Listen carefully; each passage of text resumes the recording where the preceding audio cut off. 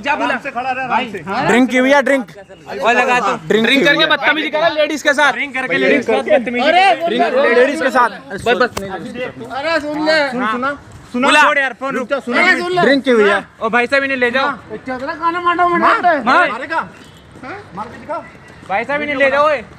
अरे सुन ले,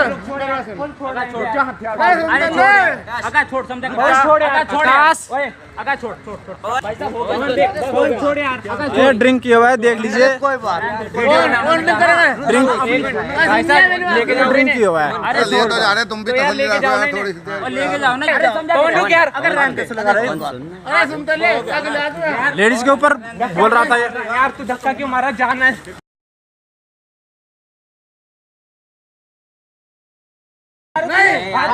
तू भाई सुनो, बोल बोल हाथ कैसे लगा रहा तू साले यार, हाँ अच्छा मत करा बस समझ। देखिए, ये दुखद है। अभी कुछ दिन पहले ही हमारे यहाँ एक होमगार्ड के द्वारा एक कृत्य हुआ, जिस कृत्य को लेकर के काफ़ी प्रॉब्लम्स आई थी और विभाग की छवि काफ़ी धूमिल हुई थी। अभी आज कल में एक इसी तरह की वीडियो हम लोग के सामने लाई गई है और वो संभवतः नशे में ऐसा बिहेवियर दिख कर रहा है जिससे लग रहा है कि वो नशे में है।